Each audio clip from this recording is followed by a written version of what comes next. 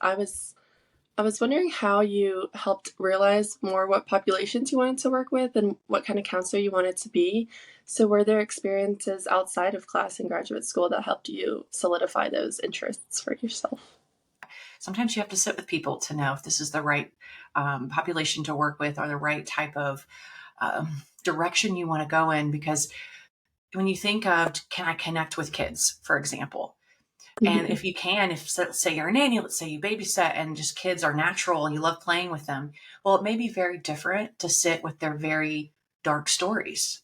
And if you have a love for children, it may be too overwhelming to hear the darker side of what they may go through or the different types of healing they may need. And so it's good to not only go that it's good to not only base it off of who do you naturally feel comfortable with, but who can you sit with? Who can you connect with? An experience I had that led me to play therapy, that led me to children, is one of my first jobs was in a community-based counseling center. We saw a little bit of everything. We didn't really have a choice of our population or the direction we took. We just got intakes from every direction. And I was sitting in my office getting paperwork done, and my neighbor had a child client in her office. And for about 45 solid minutes, the whole office could hear this child either screaming or crying. And I just remember sitting there next at my desk thinking, what in the world would I do if that were me? Oh my goodness. And I had a great experience in my grad program where during our developmental child development class, a friend of the professors came in who was a play therapist, brought her sand tray, and just exposed us a little bit to what play therapy is. And so I had that memory in my mind. So I remember play therapy, started Googling it, found the president of play therapy at the time, and just gave her a call. Luckily, she had the opportunity to pick up and just asked her questions about, hey, this is my scenario. What would you do? And her answer was quite funny. She's like, well, I probably wouldn't have been in that scenario because in play therapy, we're not trying to talk at the children. We're not trying to interview a child. We're playing with the child.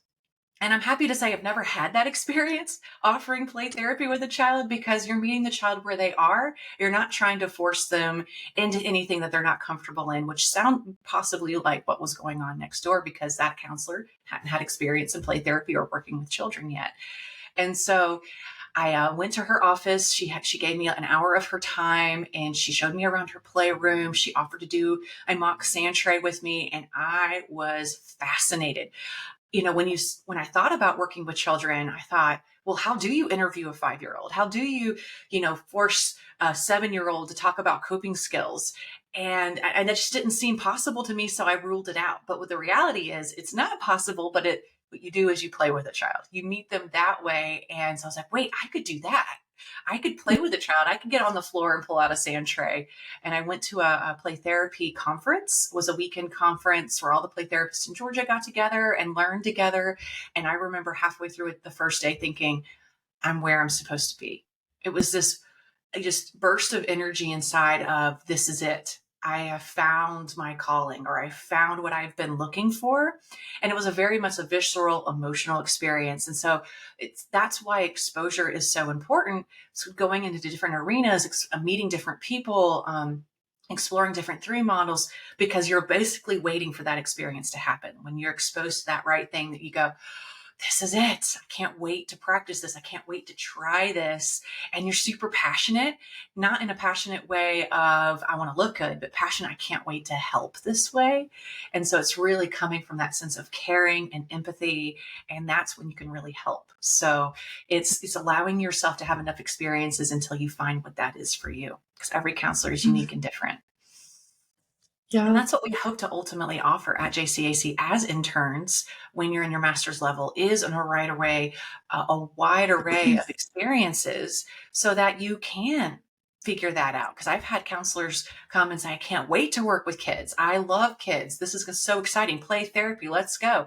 And halfway through their internship, they're going, so I love adolescents now. And can I shift gears? And it's like, absolutely, let's do it. Mhm.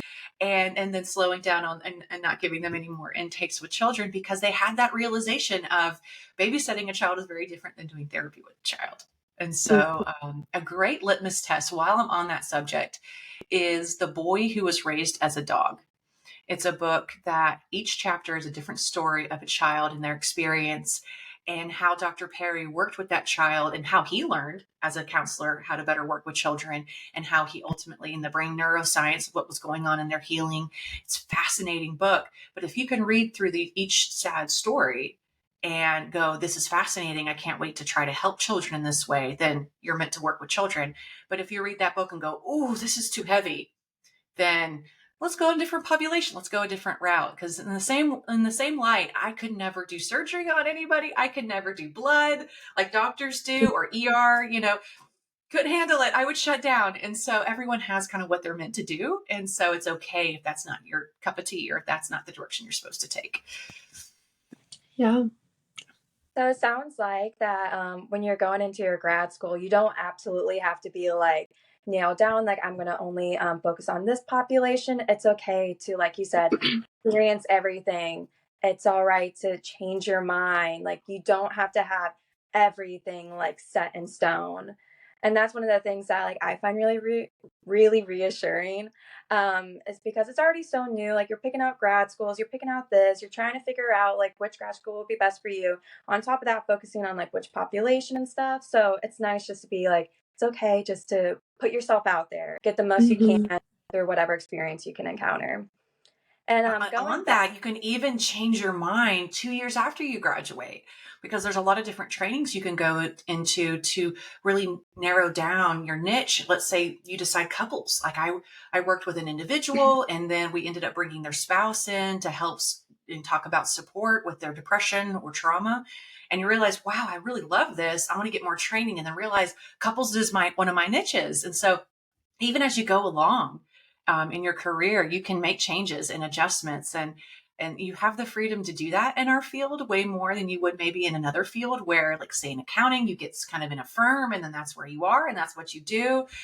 With us, you just open it up to those intakes as well. And there you go. You're off to the races.